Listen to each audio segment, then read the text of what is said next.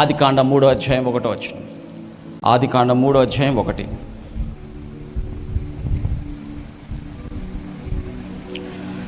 దేవుడైన యెహోవా సమస్త భుజంతు సర్పము యుక్తిగదై ఉండెను, అది ఆ స్త్రీతో క్వశ్చన్ మార్క్ ఆ పక్కన ఏం చేసిందండి? ఇది నిజమా? డౌట్. ఇది నిజం అంటే ఏం లేదు, ఆన్సర్ వచ్చేసింది. ఇది నిజమా అంటే ఏం పెట్టేసింది? ఏం పెట్టిందండి? డౌటు. ఈరోజు డౌట్ లేని వాళ్ళు ఉన్నారా? అసలు డౌట్లు లేని వాళ్ళు ఉన్నారా? భార్యాభర్తలకి గొడవలకు కారణం ఏంటంటే డౌటు. వెళ్తుందా లేదా? ముందు భయం వెళ్తుందా? వెళ్తుంది. ఇప్పుడు డౌట్ రెండోది. ఎక్కడ సాతాన్ని పెట్టేది రెండోది డౌటే. ఏం డౌటు? భర్త మీద భార్యకి నమ్మకం ఉండదు, భార్య మీద భర్తకు నమ్మకం ఉండదు, తల్లిదండ్రుల మీద పిల్లలకు నమ్మకం ఉండదు, పిల్లల మీద తల్లిదండ్రులకు నమ్మకం ఉండదు, నమ్మకం లేదు. ఏం పెట్టేసింది? డౌట్. సాతాను ఏం పెడతాడు ఎప్పుడు కూడా? మిమ్మ మంచిది కాదు అంటాడు. మిమ్మ చూడు నీకు సరిగా పెట్టట్లేదు ఫుడ్ అంటాడు. ఎందుకు పెట్టదు అమ్మ ఫుడ్ ఎవరికే? నీకంటే నీ అన్ననే బాగు చూసుకుంటున్నాడు చూడు అంటాడు. నీకంటే నీ చెల్లెలనే బాగు. సాతాను చెప్తుంటాడు ఇక్కడ ఆలోచనల్లో. నేను చెప్పేది అబద్ధమా నిజమా చెప్పండి, మీరే చెప్పండి. నిజమే నేను చెప్తుంది. డౌట్ మీకు వస్తుందా రాదా? అది మీకు వచ్చేది కాదు, మీ ఆలోచనల్లోకి సాతాను ఏం చేస్తున్నాడు? వేస్తూ ఉంటాడు. ఎట్లా? దినమంతా. ఏదో ఒక సమయం కాదు వాడిది, దినమంతా. మరి ఆ దినమంతా వాడు చేసే ఈ కుట్రలు, ఈ పన్నాగాలు, ఇవన్నీ ఎవరు చెప్తున్నారు? బైబిల్ చెప్తుంది. హల్లెలూయా. బైబిల్ తప్పితే ఇంకెక్కడ లేదు నీ చెప్పేది. నువ్వు ఎంత డబ్బులు ఇచ్చి కాలేజీలకు వెళ్ళినా నీకు ఈ చెప్పరు. దేవునికి స్తోత్రం. యూనివర్సిటీలకు వెళ్ళినా, సూపర్ బజార్కి వెళ్తే ఏముంటాయి అక్కడ? ఆహారం ఉంటుంది, లేకపోతే షాంపూలు ఉంటాయి, లేకపోతే సోపులు ఉంటాయి. దేనికి సంబంధించినవి? శరీరానికి. మరి నీ ఆలోచనలకి సంబంధించింది ఎక్కడైనా ఉందా? ఎక్కడ లేదు. నీ లోపల అంతరంగంలో జరుగుతున్న పోరాటానికి సంబంధించిన ఆన్సర్ ఎక్కడుంది? బైబిల్లో మాత్రమే ఉంది. హల్లెలూయా. అటువంటి ఆలోచనలు ఎవరు క్రియేట్ చేస్తున్నారు? అపవాది. అపవాది అంటే వ్యతిరేకముగా వాదించువాడు. అపవాది అంటే ఎవడండి? వ్యతిరేకముగా. చెప్పండి.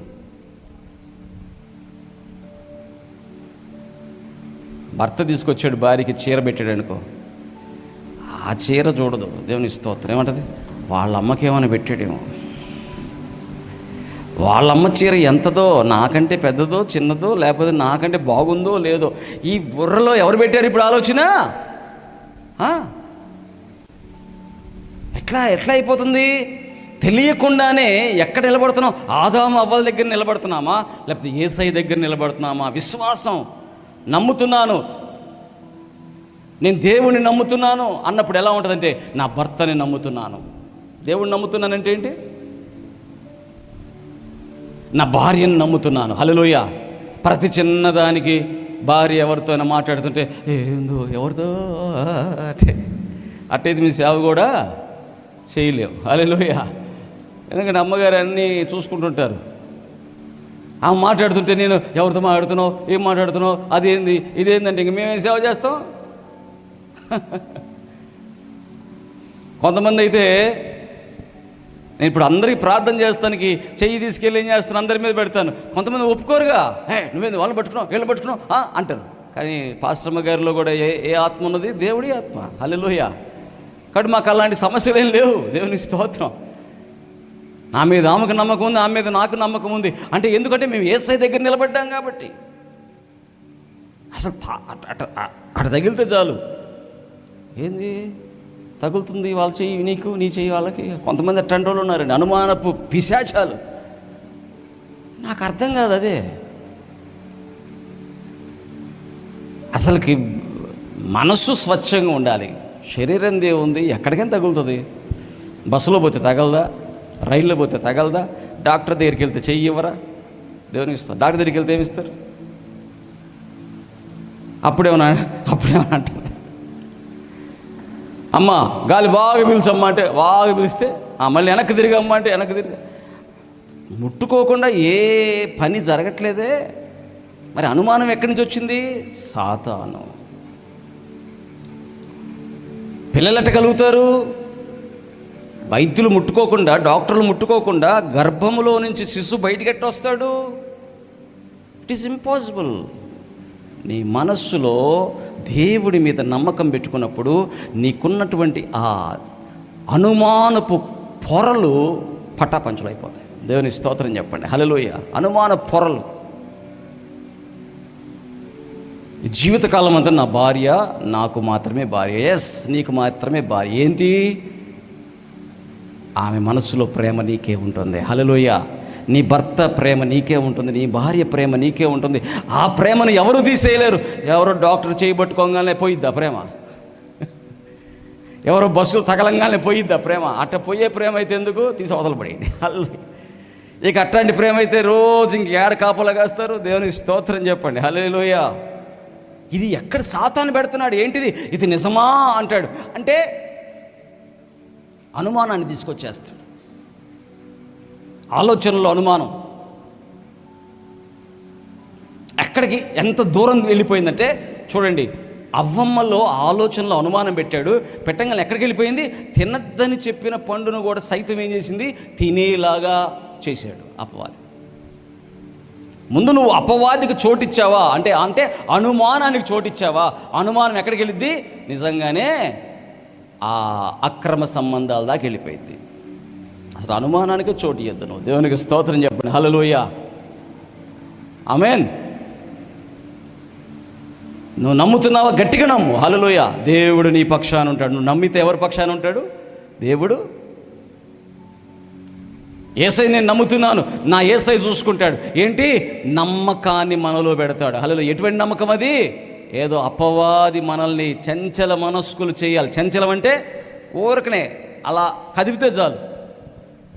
కొంతమంది అంతే, కదిపితే చాలు ఏం చేస్తారు? మొత్తం అంతా అనుమానాలే చెప్తుంటారు. వీళ్ళకి ఏది ఊహ కనిపిస్తే అది చెప్పేస్తుంటారు అందరికీ. నమ్మాలా? దేవునికి స్తోత్రం. ఈ అనుమానాలు తీసుకొచ్చింది అంటే మొదట ఏం కోల్పోయారు? నమ్మకత్వాన్ని కోల్పోయారు. ఆదాము అవ్వలు ఏం కోల్పోయారు? నమ్మకత్వాన్ని కోల్పోయారు. అనుమానాలే వాళ్ళ నీళ్ళని. అందుకని ఎక్కడి దాకా వెళ్ళిపోయారు? ఆదాము అవ్వ ఎక్కడి దాకా వెళ్ళిపోయింది? తోట చెట్ల ఫలముల్లో దేన్నైనా తింటే చచ్చిపోతావంటే నువ్వు దేవతలాగా మారిపోతావంటే నమ్మేసింది ఆ మాటని. ఏ మాట నమ్మింది? దేవుడి మాటను నమ్మాల్సిందే, అది వదిలిపెట్టేసింది. ఇప్పుడు ఎవరి మాట? అపవాది మాట నమ్ముతుంది. ఒక్కోసారి కొంతమంది ఉంటారు ఇళ్ళ పక్కన భార్యాభర్తలు బాగా చక్కగా మంచిగా అన్యోన్యంగా ఉంటుంటే వీళ్ళకి కన్ను గుట్టుద్ది. అంటే వీళ్ళకి ఒక వయసు వచ్చేస్తుంటుంది. 50 ఏళ్ళు 55 ఏళ్ళు వచ్చిన వాళ్ళు ఏమైపోతారంటే కొత్తగా పెళ్లి చేస్తున్నారనుకో, వాళ్ళు బాగా మంచిగా అన్యోన్యంగా ఉంటున్నారనుకో, వీళ్ళకి తట్టుకోలేరు. పనిమాలని వెళ్తారు. అబ్బాయి పాపం డ్యూటీకి వెళ్ళాడు అనుకోండి, అమ్మాయి దగ్గర కూర్చుంటాడు. కూర్చుని ఏం చెప్తారు తెలుసా? ఇప్పుడు చేసుకొని నీతో ఉన్నాడు, నువ్వు చేసుకోకముందు వీడు మళ్ళీ పెద్ద కళాకారుడు వీడు అని చెప్తుంది. ఎవరితో? కొత్తగా పెళ్లి చేసుకొని ఏదో ఆశతో వచ్చినటువంటి బిడ్డతో ఏం చెప్తుంది?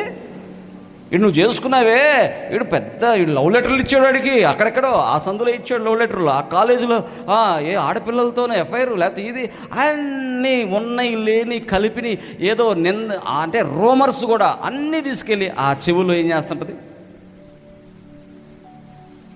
అప్పుడు ఆమె ఏం చేసిద్దంటే చెప్పొదినా, లేకపోతే చెప్పు పిన్ని, ఏం చేయమంటావు పిన్ని అంటే ఏం చేసేది ఏంది? ప్రతిసారి ఏంది? మొత్తం గట్టిగుండో ఏమంటుంది? గట్టిగుండు, స్టిఫ్గుండో. ఊరకనే నువ్వు నవ్వితే నవ్వగాకో, స్టిఫ్గుండో, కంట్రోల్లో పెట్టుకొని భర్తనే ఇక్కడ పెట్టుకోవాలంటే. అప్పుడు దాకా బాగున్నారు, సంతోషంగా ఉన్నారు, చక్కగా ఏది కావాలంటే ఉన్న దాంట్లో సంపాదించుకున్న దాంట్లో తీసుకొచ్చుకుంటారు, తింటున్నారు, ఉన్న దాంట్లో బట్టలు కొనుక్కుంటున్నారు, ఉన్న దాంట్లో చక్కగా బయటికి వెళ్తున్నారు, సరదాగా షికారుకు అటు ఇటు చక్కగా ఉన్నారు భార్యాభర్తలు. ఎప్పుడైతే మూడో వ్యక్తి ఎంటర్ అయిందో ఇప్పుడు ఎవరి మాట వినింది? చెప్పండి, ఎవరి మాట? అపవాది కూడా ఏం చేసిందంట? ఇది నిజమా అని డౌట్ పెట్టింది. తర్వాత అవ్వమ్మ ఎవరి మాట వినింది? నువ్వు దేవతలాగా అయిపోతావు అనగానే సాతాను మాట వినేసి అనుమానం అనేది మొదట బీజం పడింది. రైట్?